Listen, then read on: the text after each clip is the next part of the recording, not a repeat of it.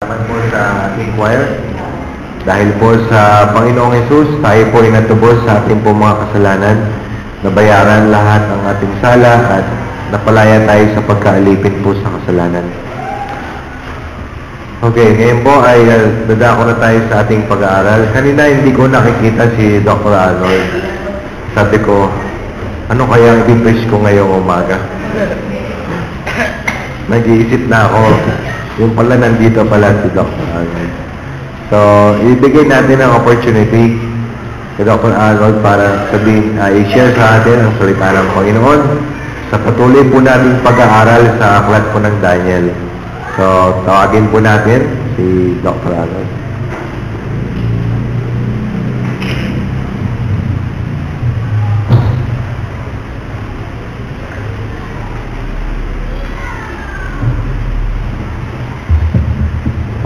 Magandang umaga po sa inyong lahat. Bago mabasahin ni Pastor ang ating text dito, may dalawang pong bagay na gusto kong ibahagi sa atin. Una, ang pag-aaral natin ngayong araw ay galing sa chapter 7. So kung titignan mo yan, last time ang chapter 5 ang inaral natin. So, bakit diretso na sa chapter 7? May problema ba sa chapter 6 pala? Ang gagawin po natin sana, ngayong araw, chapter 7, tsaka mamaya ang chapter 8, at mamayang gabi po sana ang chapter 6. Bakit yun? Ang chapter 7 po kasi, parang pinaka-central, pinaka-importante, parang pinaka-theme ng buong book. So, sa aking tingin, okay, sayang naman kung sa Sunday School, sa gabi, ang chapter 7. Tayong lahat, kailangan talaga tingin ito. Kasi kung di mo makikita ang chapter 7, parang saradong Book of Daniel. Okay? Ito, pinaka-importante. So, dapat sa Sunday morning talaga siya. At pangalawa, para makita natin, ang napaka-importante po ito, para aralin sa pag-aaral natin. Okay. So, yun po ang dahil na bakit diretso po tayo dito sa chapter 7. Mamaya, chapter 6, babalik po tayo mamaya. Ang pangalawa, habang babasahin yan, na sana papansinin natin ito. Ano pang theme ng chapter 7? Or, pwede kong sabihin, sino ba ang theme ng chapter 7? Sino ba ang theme? Karaniwan, pag basahin natin ito, mapapansin natin, yung mga hayop, yung mga halimaw, kasi, diba, sa unang part ng chapter, ay patungkol sa 4 na halimaw. So, karaniwan yun, parang ang feeling natin, ay, ano bang ibig sabihin ng mga simbolo na ito? Parang yun talaga ang theme ng chapter 7 sa atin. Anong ibig sabihin ng, mali, di pinaka-importante, ay, dito, aalala natin, i-discuss natin. Di naman yun ang pinaka-importante. Di naman yun ang theme ng chapter 7. Ang tanong ko po, sino ba ang theme ng chapter 7? Okay, titingnan po natin. Ang makikita natin, di naman talaga ang halimaw. Ang theme talaga ng chapter 7, isang tao na makikita po natin. Okay, tatawagan ko po si Pastor Abed. Babasahin po natin ang chapter 7 tapos tuloy po tayo sa pag-aaral niya.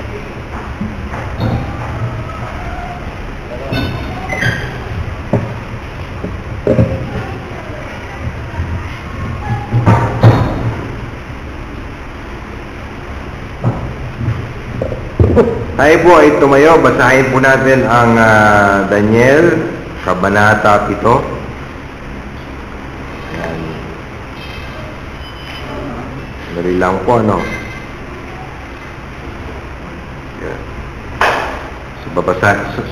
subaybayan din po ninyo sa inyo pong paningin para po makita po natin ang takbo po ng kwento o ng chapter po na ito. Babasahin ko po ito sa Tagalog, pakisundan na lamang po sa inyong paningin. Ito po ang sinasabi po simula po sa talata 1, Daniel, Kabanata 7. Nang unang taon ni Belshazzar na hari sa Babylonia, ay nagtaglay si Daniel ng isang panaginip at mga pangitain ng kanyang ulo sa kanyang higaan Na magkagayoy kanyang isinulat ang panaginip at isinaysay ang kabuuan ng mga bagay. Si Daniel na nagsalita at nagsabi, may nakita ako sa aking pangitain sa kinagabihan at narito, ang 4 na hangin ng langit ay nagsisilihip sa malaking dagat. At 4 na malalaking hayop na magkakaiba ay nagsiahon mula sa dagat.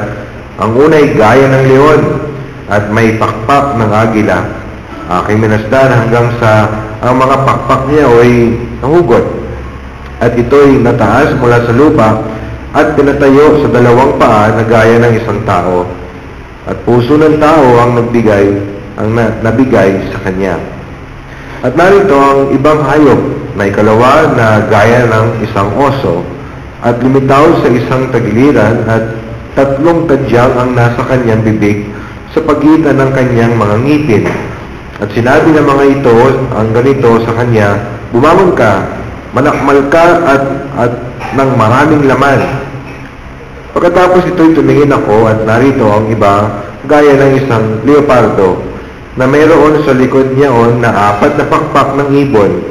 Ang hayop ay mayroon ding namang 4 na ulo at binigyan siya ng kapangyarihan. Pagkatapos nito ay may nakita ako sa pangitain sa gabi at narito ang ika-4 na hayop, kakilakilabot at makapangyarihan at totoong malakas at may malalaking mga ngiping bakal, nanakmal at lumuluray at niyuyukuran ng kanyang mga paa, niyuyurakan ng kanyang mga paa ang nalabi. At kaiba sa lahat ng hayop na una sa kanya, at siya'y may 10 sungay. Aking pinagdidili-dili ang mga sungay at narito sumibol sa gitna ng mga iyon ang ibang sungay, isang munti na sa harap niya ay 3 sa mga unang sungay ay nabunot sa mga ugat. At narito, sa sungay na ito ay may mga mata na parang mga mata ng tao at isang bibig na nagsasalita ng mga dakilang bagay. Aking minasdan hanggang sa ang mga luklukan ay nangaglagay at isa na matanda sa mga araw ay nakaupo. Ang kanyang suot ay mapuputing parang niebe at ang buhok ng kanyang ulo ay parang taganas na lana. Ang kanyang luklukan ay may liab na apoy at ang mga gulong niyaon ay nagningingas na apoy. Isang mabangis na sigalbo ay lumabas at nagmula sa harap niya. Ang mga libo-libo ang naglingkod sa kanya at naka-10,000 na 10,000 ang nagsitayo sa harapan niya. Ang kahatulan ay nalagda at ang mga aklat ay nangabuksan. Ako'y tumingin niyaon sa oras na iyon dahil sa pinig ng mga dakilang salita na sinalita ng sungay. Ako'y tumingin hanggang sa ang hayop ay napatay at ang kanyang katawan ay nagiba. At siya'y naibigay upang sunugin sa apoy. At tungkol sa nalabi sa mga hayop, ang kanyang kapangyarihan ay naalis. Gayunmay, ang kanyang mga buhay ay humaba sa isang kapanahunan at isang panahon. Ako'y nakakita sa pangitain sa gabi at narito lumalabas na kasama ng mga alapaap sa langit ang isang gaya na anak ng tao at siya naparoon sa matanda ng mga araw at inilipad nila siya sa harapan niya. At binigyan siya ng kapangyarihan at kaluwalhatian at isang kaharian upang lahat ng mga bayan, bansa, mga wika ay maglingkod sa kanya. Ang kanyang kapangyarihan ay walang hanggang kapangyarihan na hindi lilipas at ang kanyang kaharian ay hindi magigiba. Tungkol sa aking si Daniel, ang aking kalooban ay namanglaw sa loob ng aking katawan at binagabag ako ng mga pangitain ng aking ulo. Ako'y lumapit sa isa sa kanila na nakatayo at itinanong ko sa kanya ang katotohanan tungkol sa lahat ng ito. Sa gayoy, kanyang isinaysay sa akin at ipinaaninaw niya sa akin ang kahulugan ng mga bagay. Ang mga dakilang hayop na ito na 4 ay 4 na hari na magbabangon sa lupa. Ngunit ang mga banal ng kataas-taasan ay magsisitanggap ng kaharian at aariin ang kahariang magpakailanman sa makatuwid bagay magpakailanman. Na magkakayo'y ninasa pong malaman ang katotohanan tungkol sa ikaapat na hayop na kaiba sa lahat na yon. Totoong nakilakilabot na ang mga ngipin ay bakal at ang mga kuko ay tanso na nananakmal, lumalamuray at niyurakan ang kanyang mga paa ang nalabi. At tungkol sa 10 sungay na nangasa kanyang ulo at sa isa na sumibol at sa harap niya ay nabuwalang 3, sa makatuwid bagay yung sungay na may mga mata at bibig na nagsalita ng dakila mga bagay na ang anyo ay lalong dakila kaysa kanyang mga kasama. Ako'y tumingin at ang sungay din niyaon ay nakipagdigma sa mga banal at nanaig laban sa kanila hanggang sa ang matanda sa mga araw ay dumating at ang kahatulan na ibinigay sa mga banal ng kataas-taasan at ang panahon ay dumating na inari ng mga banal ang kaharian. Ganito ang sabi niya, ang ikaapat na hayop ay magiging ikaapat na kaharian sa ibabaw ng lupa na magiging kaiba sa lahat ng kaharian at sasakmalin ang buong lupa at yuyurakan at paglululay-lurayin. At tungkol sa 10 sungay mula sa kahariang ito ay 10 hari ang babangon. At ang isa'y babangong kasunod nila at siya'y magiging kaiba kaysa mga una at kanyang ibabagsak ay ikatlong hari. At siya'y magbabadya ng mga salita laban sa kataas-taasan at lilipulin niya ang mga banal ng kataas-taasan at kanyang iisipin baguhin ang panahon at mga kautusan at sila'y magbibigay sa kaniyang kamay hanggang sa isang panahon at mga panahon at kalahati ng isang panahon. Ngunit ang kahatulan ay matatatag at kanilang alisin ang kanyang kapangyarihan upang patayin at ibuwal hanggang sa wakas. At ang kaharian at ang kapangyarihan at ang kadakilaan ng mga kaharian sa silong ng buong langit mabibigay sa bayan ng mga banal ng kataas-taasan. Ang kanyang kaharian ay walang hanggang kaharian at ang lahat ng kapangyarihan ay maglilingkod at katalima sa kanya. Panghuling talata. Narito ang wakas ng bagay. Tungkol sa akin si Daniel ay binagabag ako mabuti na aking mga pag-iisip at ang aking pagmumukha ay nagbago. Ngunit iningatan ko ang bagay sa aking puso. Ang Diyos po magpala sa pagkabasa ng kanyang salita.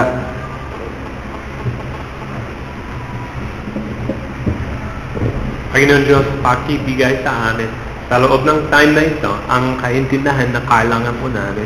At sana po makakita po namin dito ang pinakahigit sa lahat, si Hesus Kristo mismo, ang ginagawa niyo para sa aming kasalanan. Para kasama po kami sa pakaharian niyo magpakailanman. Lahat po nanalangin po kami sa pangalan ni Jesus. Amen. Maaari na po tayong umupo. So, siguro ang feeling natin dito po sa chapter 7, wow, napakaiba na. Ay, ang chapter 1 to 6, yung mga kwento. Nai-enjoy natin yun. Okay. Magandang nagkwento patungkol sa nangyari kay Daniel. Ang chapter 1, patungkol sa pagkain ng hari. Ang chapter 2, patungkol sa panaginip ng hari. Chapter 3, patungkol sa Shadrach, Meshach, and Abednego. Chapter 4, patungkol kay Nebuchadnezzar. Chapter 5, patungkol kay Belshazzar. At chapter 6, mamaya, ay patungkol sa Den of Lions. So, masaya yun. Nai-enjoy natin yun. Ang feeling natin dito siguro, ano bang nangyari? Iba na. Di na kwento. Di ba? Maraming simbolo. So, ang feeling natin, nahihirapan ako parang di ako makakaintindi ang chapter 7. At actually, karaniwan po yun. Parang sa Bible reading natin, okay, kung abot ka sa annual Bible reading mo sa sa Daniel. Okay, yung unang half, mai-enjoy mo. Ang pangalawang half, trabaho lang. Okay, yung feeling natin kung minsan. Kasi ang mga simbolo na ito, mahirap. Merong dahilan bakit iba ito. Makikita po natin mamaya ang dahilan dito. Ang chapter 1 to 6 kasi, history. So, ang chapter 1 to 6 patungkol sa nangyari. Ang chapter 7 hanggang 12 ay patungkol sa mangyayari. Or, ibig kong sabihin, mangyayari kay Daniel sa atin na, nangyari na. But mangyayari pa sa kanya. So, ang chapter 1 to 6 kasi, history. Ang chapter 7 to 12, prophecy. Ayun, isa sa mga dahilan bakit napakaiba na ito. But, ang kakawin po natin, makakita po natin kahit prophecy or kahit history man, makakita po natin parehas naman. Ang pagtuturo or ang katotohanan patungkol sa ating Panginoon, parehas. Kahit prophecy, kahit history, kahit nangyari, kahit mangyayari pa. Ang parehas pa rin ang ugali ng ating Panginoon. At makikita po natin dito, pwede natin mabless sa mangyayari. Di ba? Kung minsan, ang feeling natin, okay, halimbawa, magandang halimbawa ni Daniel, or ang ginawa ng Diyos noon. Maganda yun. Okay, blessing sa akin yun kasi nakita ko, faithful siya kahit ganun. But pwede natin sabihin, faithful siya sa gagawin niya. Pwede natin tingin ang gagawin niya at faithful din po siya sa mangyayari pa. Dito po sa chapter 7, papansinin po natin ang mga character. So, sino po ba ang mga character dito po sa chapter? I-listahan natin, okay? Or i-list natin. Ano po bang mga character dito? Well, una sa lahat, ang mga halimaw. So, parang kung kwento po ito, kung parang ikukwento. Ang unang character, mga hayop. Ayun talagang focus natin karamihan. Ano ba yan? Gusto natin malaman anong mga ibig sabihin ng mga halimaw. So, karaniwan po yun. But, ang papansinin natin sa verse 9, ang pangalawang character, Ancient of Days. Sino po ba yan? Diyos Ama yun. Ang Panginoon Diyos. So, pangalawang character, pangalawang part, Ancient of Days. Ano pa mga pangalo? Ang pangatlong character, saan po ba? Well, sa chapter 7, verse 13, ang pangatlong character, the Son of Man. Sabi, I saw in the night vision, there came one like a Son of Man. So parang yun po ang tatlong character. Ay yun po talaga ang ating focus ngayong umaga. Ang bawat character dito po sa story patungkol sa Daniel chapter 7 or sa loob ng Daniel chapter 7. Okay, so una po sa lahat, ang unang character dito, yung mga halimaw. Siguro ang tanong po natin, okay, i-explain mo sa akin, ano bang ibig sabihin ng bawat halimaw? I-explain mo sa akin, anong pong purpose or anong pong represent, kasi simbolo. So, okay, i-explain mo sa akin. Okay, sige. No problem. Doon sa chapter na ito, may tanong din si Daniel. Tingin natin sa verse 15. Ang sinabi ni Daniel, my spirit was anxious. The visions of my head alarmed me. Ako'y lumapit sa isa sa kanila na nakatayo roon. Itinanong ko sa kanya ang katotohanan tungkol sa lahat ng ito. So, pwede natin sabihin, kung curious tayo, okay lang, curious din si Daniel. Ang tanong ko, tanong din niya. Diba? So, parehas din tayo sa kanya? Pwede. Ang tanong niya, patungkol sa interpretation. So, he told me, verse 16, kaya sinabi niya, at ipinaalam sa akin ang kalugan ng mga bagay. At ito po, may inspired na interpretation. Di natin kailangan mag-guess. Okay? Dito, inspired dito sa verse 17. Ang apat na malaking halimaw na ito ay apat na hari na lilitaw mula sa lupa. Okay, so yun. Simple lang. At kung titingnan din natin ang first part, yung apat, siguro di lang yun ang tanong natin. Gusto natin malaman alin. Diba? Ang bawat halimaw. Alin? Ano bang ibig sabihin ng bawat halimaw? At kung gusto natin malaman, kung kailangan kong sabihin, okay, willing ako. Ang passage na ito, meron po siyang explanation. Actually, galing sa mga connection sa ibang passage. So, mamaya sa chapter 8, ipapaliwanag ko bakit. Okay? But, kung willing kang magtiwala sa akin, mamaya, ibibigay ko po ang evidence. Okay? Magtiwala ka lang sa akin para sa umaga. Ito po, ang bawat part. Okay? Yung unang part, yung unang halimaw, parang lion. Okay? Sa verse 4.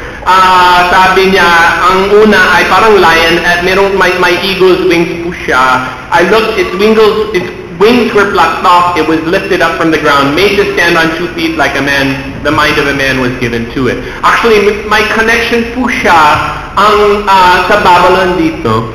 Meron din po siyang connection. Ito po ay parang symbol sa kanila, sa kanilang kingdom, di ba? Ang bawat kahit ngayon, ang bawat bansa may iba-ibang symbol. Okay? Medyo marami ngayon ay sa kanila eagle. Hindi ko alam bakit.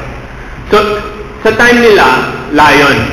Tsaka, medyo madalas din. Actually, kami ni Mrs.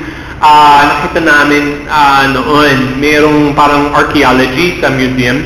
At ang sa Babylon, may lion sila malaki. Parang ganitong kalaki. Okay? At may eagle's wings din po siya. So medyo madalas po yung symbol sa Babylon.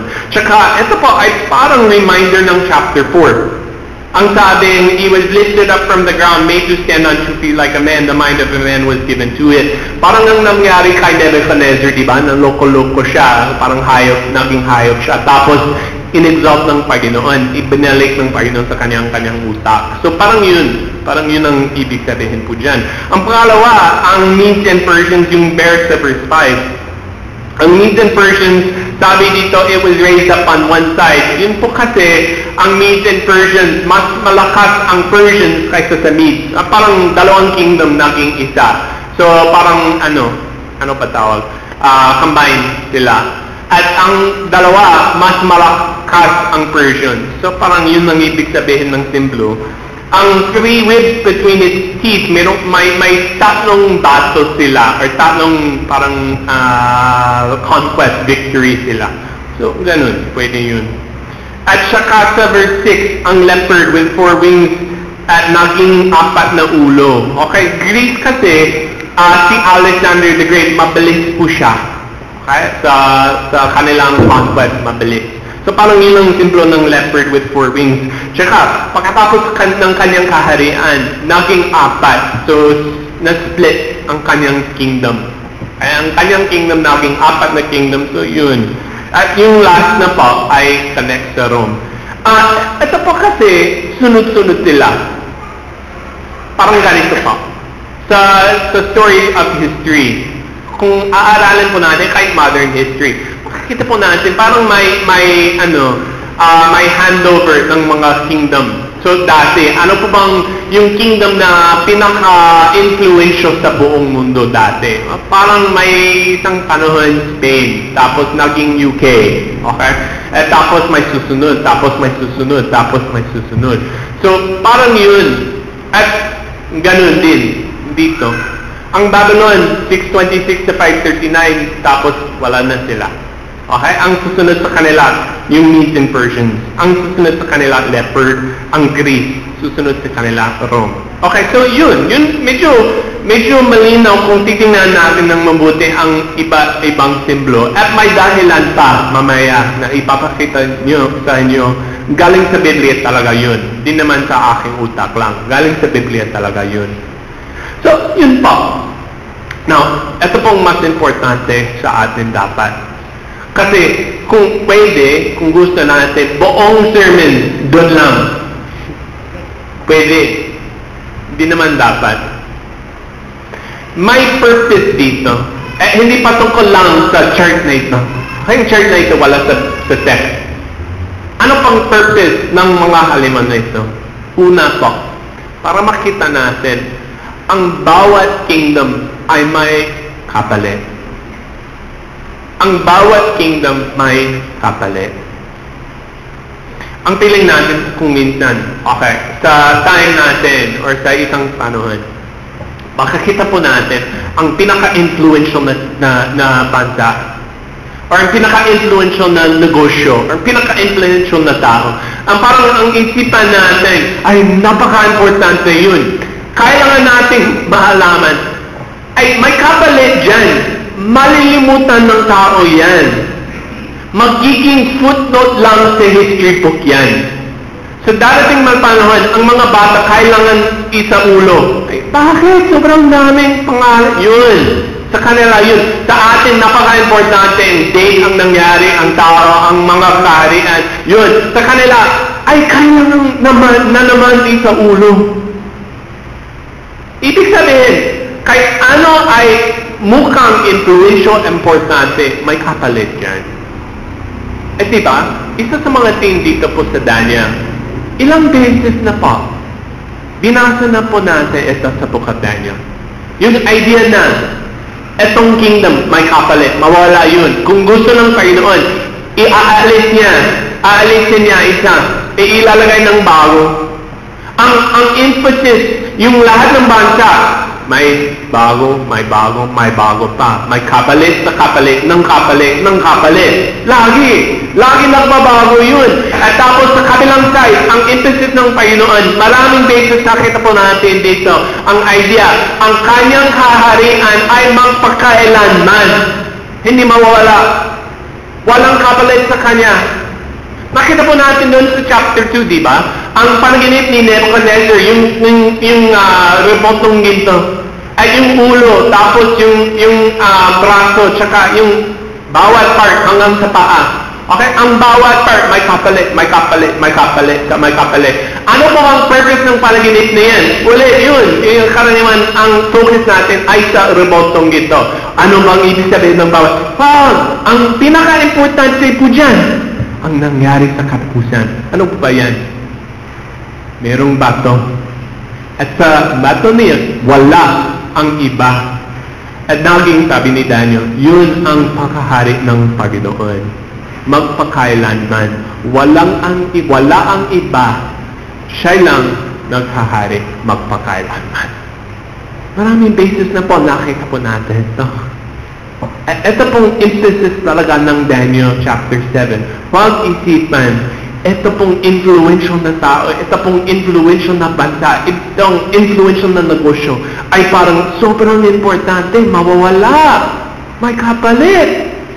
Isa lang, hindi mawawala ang kaharian ng Panginoon. Pangalawa, ang purpose na ito, at para makita natin ang totoong itsura ng isang parang kingdom or bansa. Kung minsan, di ba, ang sa Daniel, kay Daniel, sa time na yan, makikita niya, ay, Babylonian, ang galing nila. Ang technologies nila, advanced talaga. May mga technologies sila na hanggang ngayon, di natin maintindihan paano ginawa nila. Okay, I think sinabi ko noon, mayroong isang astronomer, sa calculations niya, alam niya ang zaktong time ng year, di ba? Ang definition ng year, ilang araw kailangan ikot ang mundo na ito. Alam niya ang zakto hanggang 50 minutes lang. Di ako marunong. Di ba? Kahit may technology tayo, di ako marunong. Wala siyang cellphone, wala siyang iba, tingin mo, wala siyang orasan. Paano ba? Okay? Ang galing nila. Ang technology nila sobrang advanced. Pati din ang mga Greeks, pati din ang mga Persians, pati din ang mga Romans. May mga ginawa ng mga Romans hanggang ngayon, di natin alam paano. Ang galing nila. Sabi ng Panginoon, huwag kang ma-impress sa kanila. Kung gusto mong malaman ang totoong itsura ng isang bansa, kahit malaki, kahit influential, kahit marami silang technologies, kung gusto mo lang malaman ang totoong ugali nila, itsura nila, ito, parang hayop. Parang halimaw. Totoo. Ay, hindi naman. Aking bansa, ating bansa, ang ating place, ang ating ating time, ating tingin mo, may Google tayo, may Facebook tayo, may internet tayo. Ay, galing. Oo, galing. Parang hayop pa rin. Ang bawat place dito sa mundo, bawat negosyo, bawat parang hayop lang. Bakit? Gusto nilang kainin ng iba. Or gusto nilang kumain ng iba. Ay, parang yun ang, parang gusto nila talaga. Ang bawat bansa dito sa mundo, anong gusto nila? Ang kanilang para sa kanilang sarili. Anong gusto nila? Para itaas ang kanilang sarili. Anong gusto nila? Gusto nilang maging, panalo sa iba. Yun talaga ang gusto ng bawat isa. At ang bawat na tao, parang ang gusto nila talaga, para sa kanilang sarili, parang hayop. So yun pa ang purpose dito. Actually, parang itatama ng Panginoon ang ating kaisipan. Kung minsan, akala natin, ang problema sa aking bayan, bansa, ay kasi itong politiko. Or dahil sa gobyerno, or dahil sa iba. Totoo. Actually, mas higit pa. Kasi ang kaisipan natin, kung ibabago natin siya, ayos na. Diba? Karaniwan yun. At kahit nagpunta ako sa iba-ibang bansa, ang feeling natin, tayong lahat may feeling, kung ipoboto natin siya, ayos na. Actually, ang totoo naman, ganito lagi kahit saan, kahit sino, kahit anong bansa. Lahat, parang hayop lamang. Kahit sino, kahit ano. Huwag magtiwalaan ang gobyerno. Magtiwalaan sa mga tao. Huwag parang ilagay ang pagtitiwala mo sa kanila. Wala nga namang pag-asa dyan. Parang hayop lang talaga ang bawat bansa. So yun pa ang purpose ng mga halimaw. Na sa palit ng feeling, okay, ano bang ibig sabihin ng bawat isa ang parang buong sermon galing dito sa church. Di naman yun ang purpose ng chapter. Ang purpose ng chapter talaga para makita natin ang bawat bansa parehas lang. Yung tsura ay parang, or ugali ay parang hayop lamang.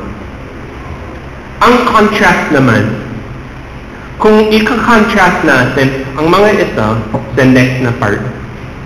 As I looked, verse 9, thrones were placed. Parang ang dito sa paanan, naglalamang mga hayop. May dugo. Parang it's disgusting. Nagkalalaban sila, mga hayop. Parang kung ilalagay mo sa loob ng isang cage, leopard, lion, bear, tsaka iba pang halimaw. Okay, ilagay mo dyan, isara mo ang door. Okay, maghintay ka lang. Parang yun ang Yun ang sa paanan. At sabi niya, nakita ko, the Ancient of Days took his seat. Mapayapa. His clothing was white as snow. The hair of his head like pure wool. His throne was fiery flames. His wheels were burning fires. A stream of fire issued before him, came out from before him. 1,000,000 served him. 10,000 times 10,000 stood before him. The court sat in judgment. The books were open. Nakaalala ba siya? Ay, itong bansa, malakas sila. Ano bang gagawin ko? Di naman. Ay, sila, dance na. Ay, naku. Di naman. Mataya pa. Sa harapan niya, mapaya pa. Sa mga bansa, kung titingnan mo lang ang mundo na ito, magulo talaga. Kung titingnan mo siya, ayos talaga. Mapaya pa dyan. Nakaupo na siya. Hindi naman siya nakaalala. Ayos. Ang sabing dito sa verse 10, the court sat in judgment, the books were opened. Tanong po dyan, sino po ba totoo? Sino po ba ang totoong hari ng lahat? Kasi kung titingnan natin ang mundo na ito, pakakakala natin mga bayan, mga bansa dito. Sila kasi, influential sila. Ay sila talaga ang in charge. Or baka akala natin, isang negosyo. Ay, napaka-influential kasi sila. Isang tao ay may powers siya. Kung titingnan natin ang totoo, malalaman natin talaga, isa lang ang may otoridad. Ang totoong otoridad ng lahat, Panginoon Diyos. At sinabi ko kanina, di ba? Maraming basis nakita natin ito. Titingnan po natin dito po sa Book of Daniel, kahit maraming basis ang sabing, Diyos talaga ang in charge. Kahit dito po sa Daniel chapter 2 verse 44, sabi, in the days of those kings, the God of heaven will set up a kingdom that shall never be destroyed. Isang kaharian na hindi maggigiba kailanman. Or ang kapangyarihan man nito iiwan sa ibang bayan. At ang resulta po dyan, it shall bring in pieces all those kingdoms, bring them to an end. It shall stand forever. Sa Daniel chapter 4 verse 3, ang sabing dito, how great are His works, how mighty His wonders, His kingdom is an everlasting kingdom, ang kanyang kaharian, walang hanggang kaharian. Ang kanyang kapangyarihan ay mula sa sanlilahi hanggang sa sanlilahi. Sino pa bang nagsabi dito? Daniel chapter 4 kasi, si Nebuchadnezzar mismo ang nagsabi. Daniel chapter 4 verse 34, si Nebuchadnezzar uli.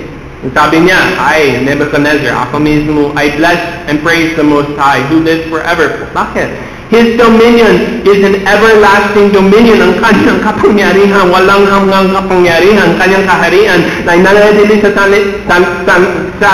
sanlilahi. Di mawawala, magpakailanman. Ilang beses na, narinig natin ito. Marami pa.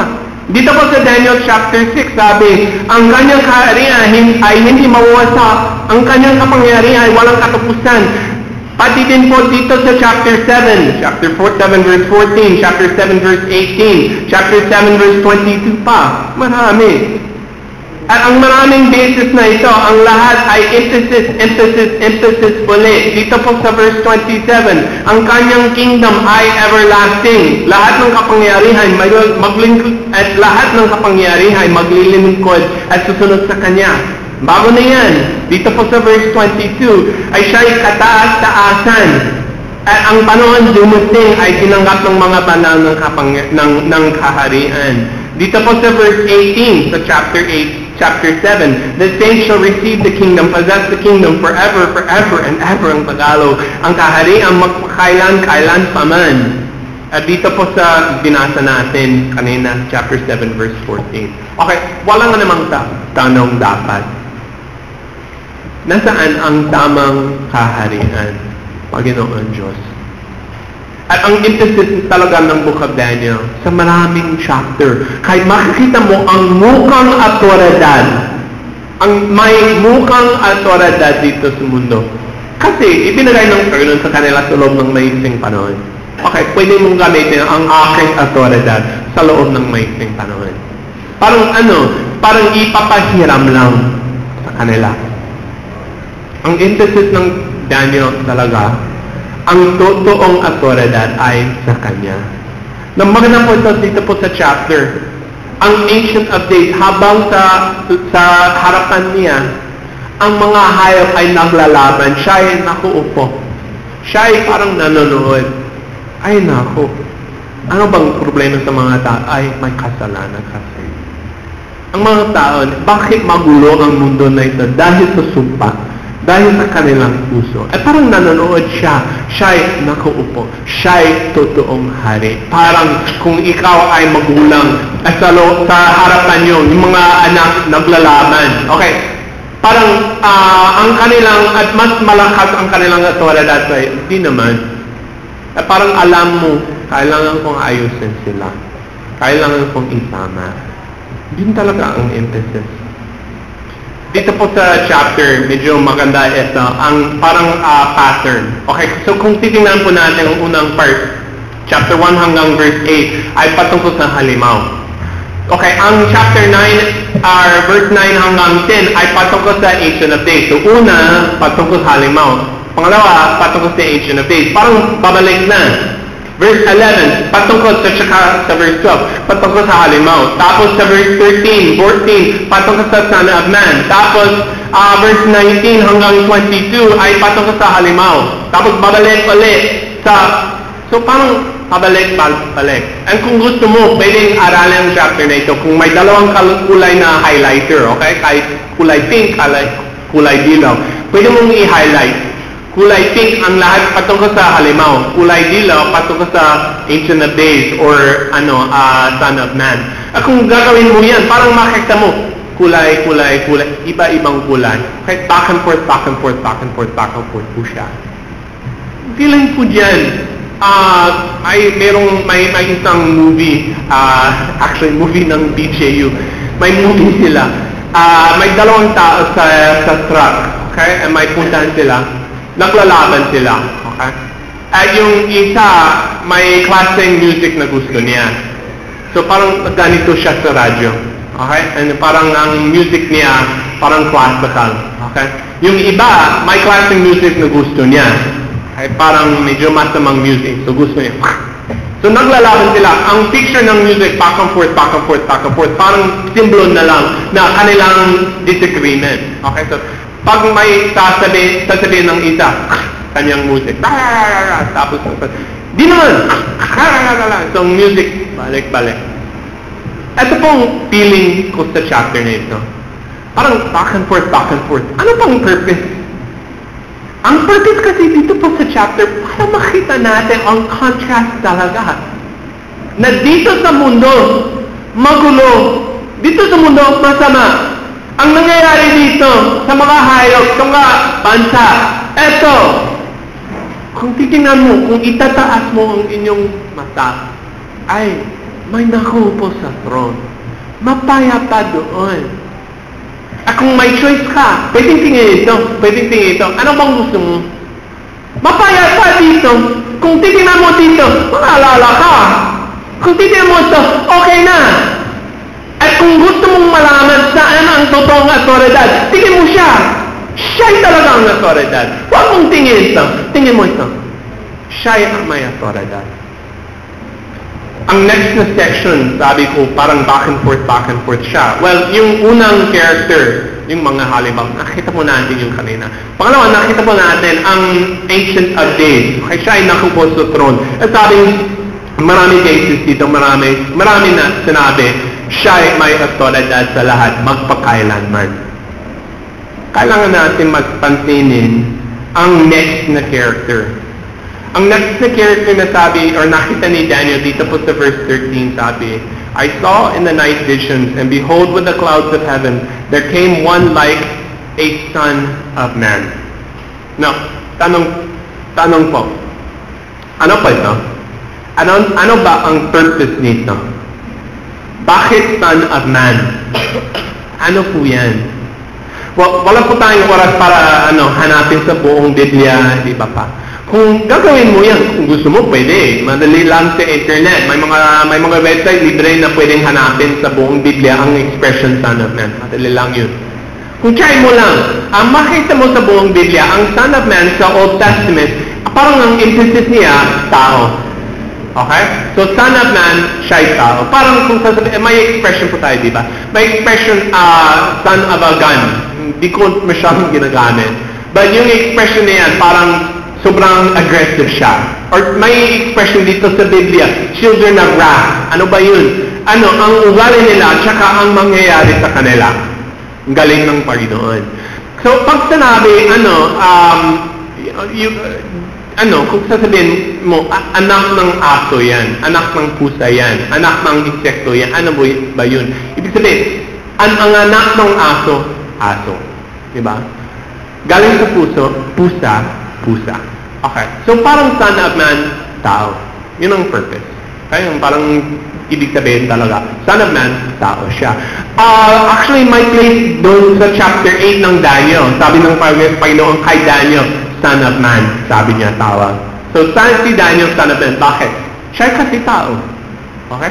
Sa Ezekiel, yung pinakamarami, kung haanapin mo sa book of Ezekiel, maraming may sabi ng Panginoon sa kanya, son of man. Or may mga, God is not a man that he should lie, nor, di ba, a son of man that he should repent. Ano ba yun? God is not a man, di siya tao, tsaka di naman anak ng tao. Ibig sabihin, ang kanyang itsura, ang kanyang, di siya klaseng tao.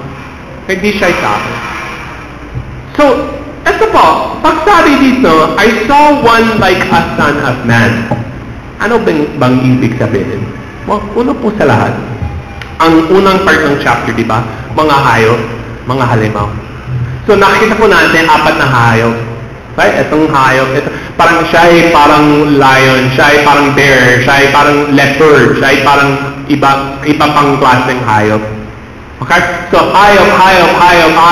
Tapos, ang contrast talaga, nakita ko isang parang tao. Nakuha po. So, parang contrast talaga. Nakita ko di naman hayop, siya ay tao. But, papansinin natin sa verse 13. Ang sabi, He came to the Ancient of Days and was presented before Him. Siya'y lumapit sa matanda sa mga araw. Paano yun? Sino ba pwedeng lumapit sa Ancient of Days? Sino ba pwede? Wala. Liban isa. Verse 14, binigyan siya ng kapangyarihan, kalwahatian, kaharian, upang ang lahat ng mga bayan, bansa, mga wika, maglilingkod sa Kanya. Ang Kanyang kapangyarihan, tingnan natin ito, ang Kanyang kapangyarihan ay walang hanggang kapangyarihan na hindi lilipas. Ang Kanyang kaharian ay di mawasak. Sino ba yun? Pag nakita natin kanina, di ba? Maraming passage, binasa ko po, marami. Pinasa natin dito para makita kanino ang kapangyarihan ganito. Kanino ang autoridad ganito magpakailanman. Isa lang. Nakita natin, di ba? Malinaw. Marami din sa Biblia. Panginoon Diyos, dito sa Book of Daniel, Panginoon Diyos, sa Kanya lang ang autoridad magpakailanman. So, ang confusion natin dito sa chapter 7, naiisip ko ang mga rabbi dati, sa mga Jews. Okay, dinidiscuss sila sa rabbi seminary sa classroom. Sino ba ito? Pagsabihin nito, tao lang. Bakit? Sabi dito, son of man, tao siya. Okay, malinaw yun. Okay. Sabi ng iba sa kanila. Hindi naman. Kasi binigyan sa kanya, or binigyan siya ng kapangyarihan walang, malinaw naman. Sa Panginoon Diyos lang yun.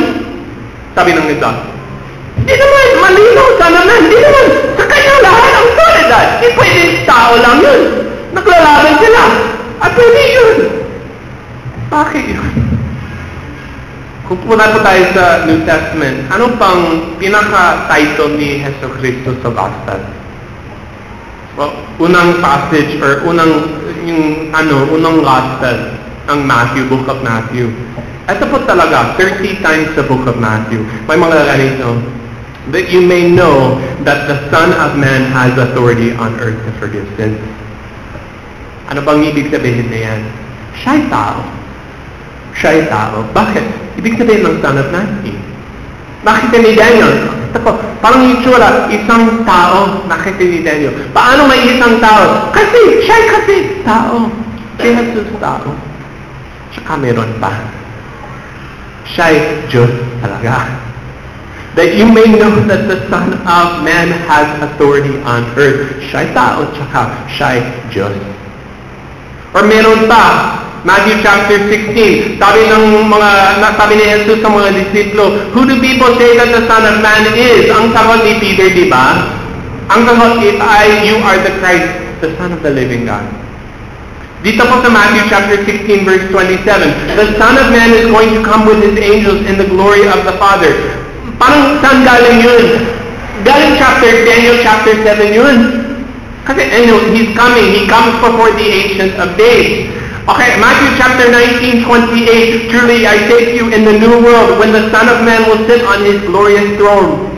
Saan galing yun? Galing Daniel chapter 7 yun. Actually, ang Book of Daniel, sa buong Book of Daniel, marami pong basis kinakuha ng New Testament. At dito po sa chapter 7, kung pinakamarami, mga 30 times kinakuha ng New Testament ito. Bakit? Siya'y kasi ang Son of Man. Siya'y kasi fulfillment nito. Then will appear in heaven the sign of the Son of Man. Then all the tribes of the earth will mourn. They will see the Son of Man coming on the clouds of heaven with power and great glory. Saan galing yun? Dito po sa Daniel chapter 7:13, I saw in the night visions, and behold, with the clouds of heaven there came one like a Son of Man. Dito po sa Matthew 24, He comes with the clouds of heaven. Inaquote talaga. Galing sa Daniel chapter 7 po yun. Acts 7 verse 56, Sabi ni Stephen, habang tayo siya, I see the heavens open, the Son of Man standing at the right hand of God. Revelation 1:13, ang vision ni Jesucristo, ang vision ni John sa Jesucristo, sabi, in the midst of the lampstands, one like a Son of Man, clothed with a long robe, with a golden sash across his chest. Revelation 14 verse 14, pagkatapos ay nakita ko doon ng isang puting ulap. Galing Daniel chapter 7 talaga yun, ang puting ulap dito, the clouds of heaven, sabi. At nakaupo sa ulap ang isang suot ng isang nasong tao na sa kanyang ulo ay may isang gintong korona. Maraming basis kinaquote ng New Testament. Ang theme talaga ng chapter 7, si Jesucristo mismo, walang iba. Ang napakaganda dito ng chapter na ito, ang pagtutuloy nito, ay si Jesucristo ay ganap na tao, ganap na Diyos. Ito, galing sa Old Testament talaga ito. Siya ay ganap na tao, siya ay ganap na Diyos. Now, sa kanya sabi, ang lahat ng autoridad. May contrast kasi. Babalik naman ang discussion patungkol sa mga hayop. Si Daniel sa verse 15, gulat siya. Anong mga hayop na ito or mga halinaw na ito?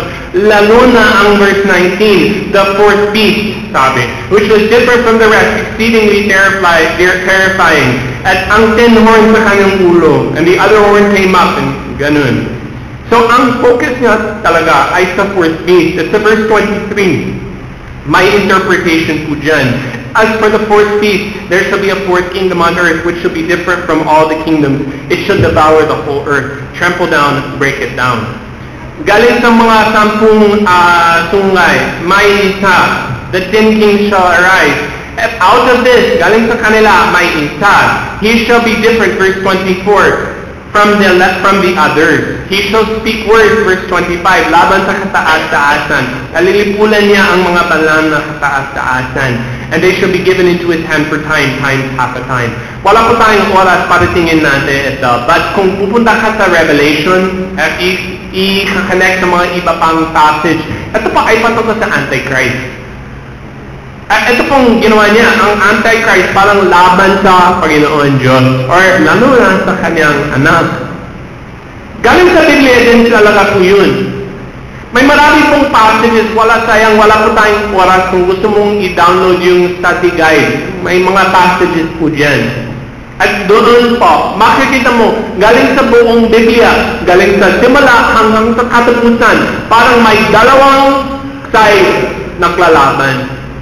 Yung mga kay Jesucristo, mga anak niya, at sa kabilang side, yung, di ba, sabi doon sa Genesis, yung mga anak ng ahas. At galing sa simula hanggang sa katapusan, naglalaban. Si Jesucristo laging panalong, sabi doon, di ba, na he will step on his head, he will crush the head of the serpent. Siya'y panalo. Ba ang gagawin ni Satan, hanggang sa katapusan, hanggang sa Antichrist, naglalaban sa kanya. Laban sa kanya si Satan. At parang yun po, ang purpose po dyan, na di natin dapat magkulang sa persecution. Ilang beses na po nakakita natin sa mga stories, ang persecutions na narasan ni Daniel, marami. Di naman dapat nagulat. At hanggang sa katapusan, sinasabi ni Daniel, may persecutions dyan. Di naman mawala. Si Satan laging naglalaban sa totoo. May last na character na gusto kong i-introduce sa atin. Yung last na character, di ko nabangin kanina kasi gusto kong ibigay sa atin ngayon. May place ka sa passage na ito. Ang pinaka-tame si Jesus. Nandito ka rin. Dito tayo. May part tayo dito sa passage. Tingnan po natin. Dito po sa verse 18, sabi, the saints of the Most High shall possess the kingdom, receive the kingdom, and possess the kingdom forever and ever. Sino po ba yan? Or meron pa. Sa verse 21, as I looked, this horn made war with the saints and prevailed over them. Sino po ba yan? Sino pang mga banal? Verse 22, the time came when the saints possessed the kingdom. At meron pa. So verse 27, the kingdom, the dominion, the greatness of the kingdom under the whole heaven shall be given, kanino? to the people of the saints of the Most High. Sino pa ba yan? Tayo yan. Di ko alam paano ipaliwanag. May mga passages sa Revelation. He has made us kingdom and priests to our God. A kingdom and also kings. May mga passages po dyan. If those ones who overcome, they shall reign with me, even as I reign. Or may mga, nakaupo sila, kasama sa akin. Sabi, nasa Revelation, mas babasahin mo, di ko alam paano ipaliwanag ko yan. Di ba ito? Parang ang pattern ng Biblia, sinishare ni Jesus ang bunga ng kanyang pagtagumpay sa atin. Ang blessings dyan, ang victory niya, sinishare niya sa atin. Parang may share po tayo dito na makahari din po tayo kasama sa kanya. Ang kanyang autoridad, sabi dito, di ko sinasabi, or di ako ang nagsasabi, ang sabing dito, He will give the kingdom and the dominion to the people of the saints of the Most High. Binasa ko lang yun. Di ko alam paano. But may share po tayo sa pagkahari niya. Parang may konting review po tayo sa conclusion natin dito. Ang nakita po natin dito, ang contrast, yung mga bansa na kalalaban. Ang pangalawa, nakita po natin na saan ang totoong autoridad sa Panginoon lang, saka kay Heso Kristo. At si Satan, nakalaban sa kanya, laban sa kanya yun. So baging may persecution po dyan. Tanong ko, saan ba natin makakita ang pinaka-climax nito? Sa buong Biblia, sa buong kwento, saan ba makikita natin ito? Ang pinaka-autoridad ni Jesus at sa kabila, ang pinaka-laban sa Kanya, or pinaka-opposition sa Kanya. Saan ba na makikita natin yun? Ang autoridad niya, ang persecution ng Kanyang kanyang paglalaban sa Kanya. Saan ba nakikita natin? O siyempre, kung pupunta po tayo sa Matthew 26, makikita po natin ang autoridad ni Jesus tsaka ang naglalaban sa Kanya. Dito po sa Matthew 26, ano po bang nangyayari dito? Ito po ay patungkol sa Kanyang crucifixion. Anong discussion po dito sa chapter? Ano bang persecutions nila? Ano bang nangyayari sa Kanya? Okay, ito po.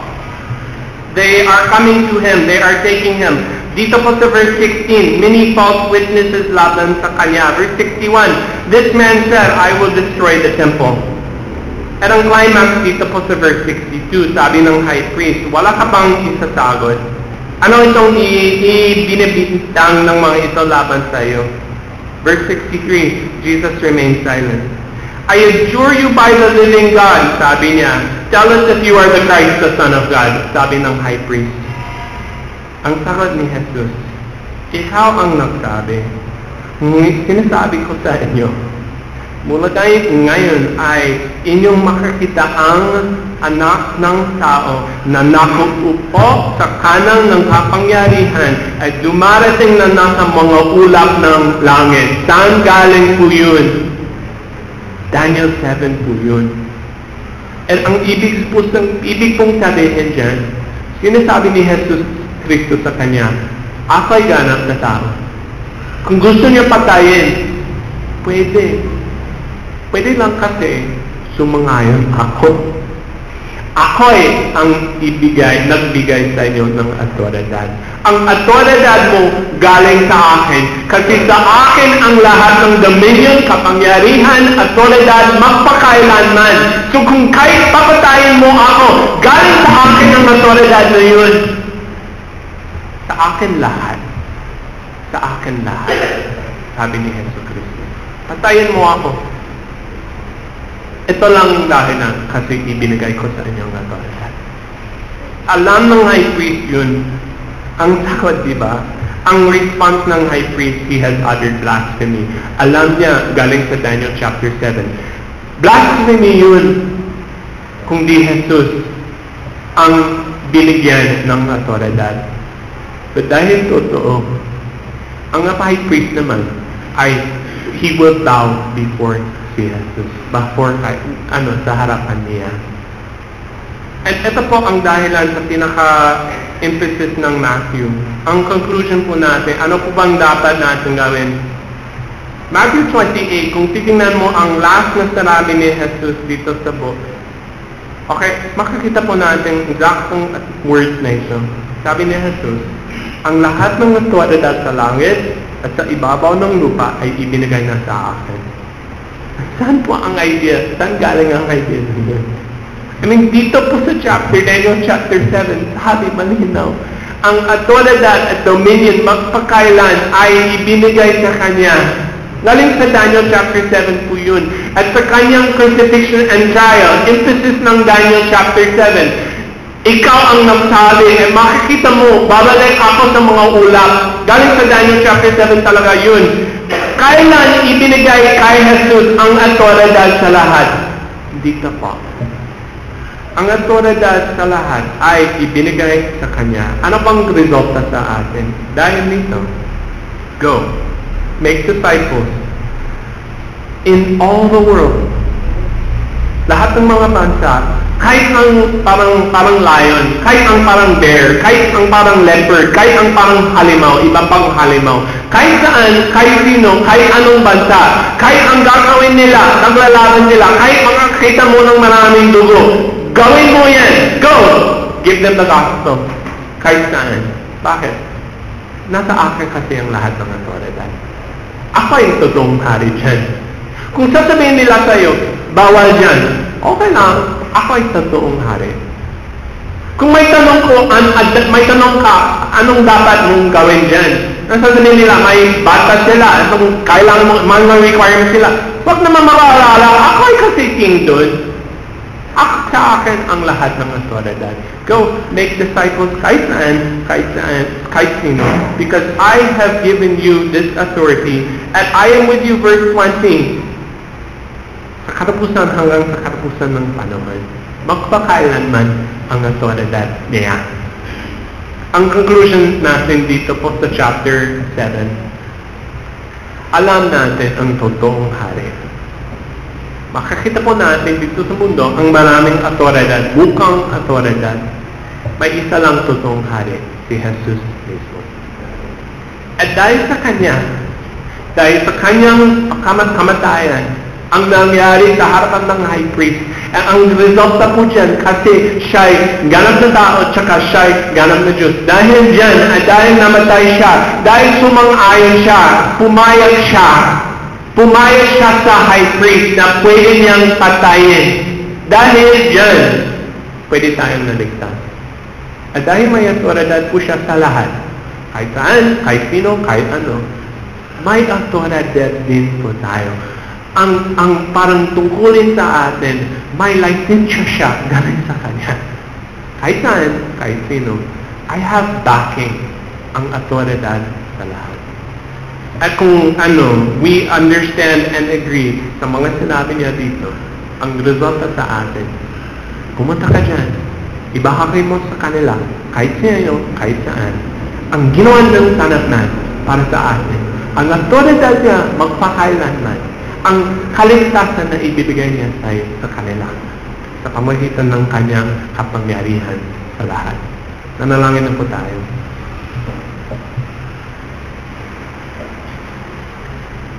Panginoon Diyos, salamat po na dito sa mundo, alam namin ang totoong hari ng lahat. Salamat po sa kanyang kamatayan, di kasi mahina siya. Salamat po na namatay siya, at pumayag siya sa high priest para iligtas kami. Panginoon Diyos, sa time na ito, pakibigay po sa amin ang burden na willing po kami sumunod sa kanyang autoridad. Willing namin gamitin ang autoridad. Nababahagi po namin sa mga iba ang inyong balita na may autoridad galing sa iyo.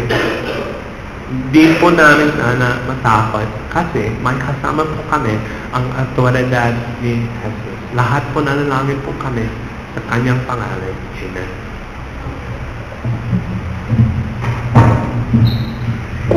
Ay pinadako sa pagtugon natin sa mensahe. Kung titignan natin ang paligid natin, mukhang iba ang may kontrol sa mundo na ito. Mga makapangyarihang bansa, makapangyarihang mga tao. Pero kung titingin tayo sa Biblia, ang Diyos lang talaga ang may hawak ng lahat. Maaari natin itong i-apply sa personal natin na meron tayong sitwasyon, problema, nandiyan ang Panginoon, siya ang authority. Pero nakita natin, no, kung totoo talaga na naniniwala tayo na hari ang Diyos, hari si Kristo, di dapat ating i-submit, ipasakop ang ating sarili sa Kanya. Kumusta kaibigan? Kapatid, ikaw ba ay nagpapasakop sa Panginoong Hesus? Partikular, pinakita sa atin kanina na ang dapat na maging tugon natin dahil siya ang hari ng lahat ay magkaroon tayo ng encouragement na dalhin ang gospel hindi lang sa mga tao na handang makinig o sa mga lugar na bukas sa pangangaral ng gospel. Kung hindi kahit sa mga bansa na parang sarado, sa mga bansa na parang malupit ang mga namumuno, ay pwede tayo pumunta doon sa kalooban ng Diyos at dalhin sa kanila. Hindi yung pong bansa tayo po'y tumayo. Tumayo po tayo bilang pagtugon po natin. Isipin natin yung napakinggan natin. Tanungin ang sarili, kung hari si Kristo, siya ba ang hari ng buhay ko ngayon? Kung hindi, kung kapatid ko, ikaw ay namumuhay sa kasalanan, hindi mo masabing hari mo ang Panginoon, ang hari mo ang sarili mo. Bakit hindi mo isuko ang sarili mo sa Kanya? Marahil matagal ka nang napalayo sa Panginoon. Ngayon nakita mo, hari talaga ang Panginoong Hesus. Ibigay mo ang buhay mo sa Kanya. Iwanan mo ang kasalanan mo. Wala tayong karapatan mamuhay sa parang gusto natin. Si Kristo ang hari. Siya dapat ang masunod.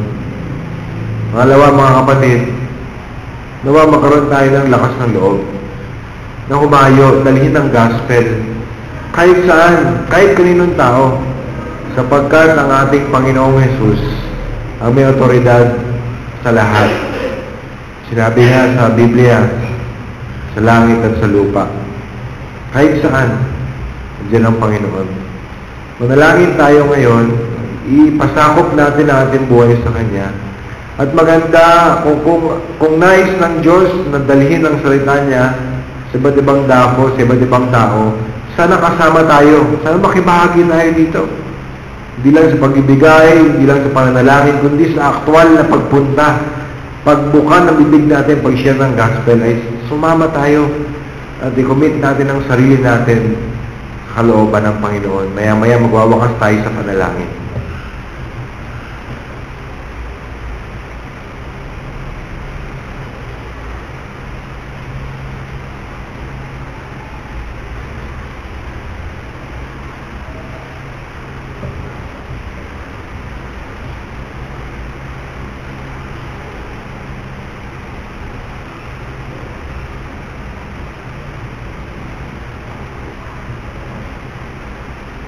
Minsan pa, Panginoon, kami po ay nagpapasalamat sa salita ng Diyos. Nakita po namin kung gaano kaliit, kaya hindi importante kaming mga tao, Panginoon. Hindi kami ang sentro ng kwento ng mundo. Nanliliit kami, Panginoon, sa kadakilaan ninyo. Nakita po namin ang Panginoong Hesus, bagamat ganap na tao, nagkatawang tao ang anak ng Diyos, ay ganap din namang Diyos sapagkat nasa Kanya ang lahat ng kapahamalaan, lahat ng otoridad, kontrol ng buong mundo. Napaka-bullish namin sa tuwing nagmamataas kami sa Kanya. Gusto namin gawin ang gusto namin at ayaw ang Kanyang kalooban. Panginoon, napakamangmang namin. Napakayabang namin. Panginoon, tulungan mo kaming patuloy po na magpakumbaba sa iyong harapan. Sa panahon na kami po ay nagmamataas sa iyo, tinataas namin ang mga kamay, ayaw natin sumunod.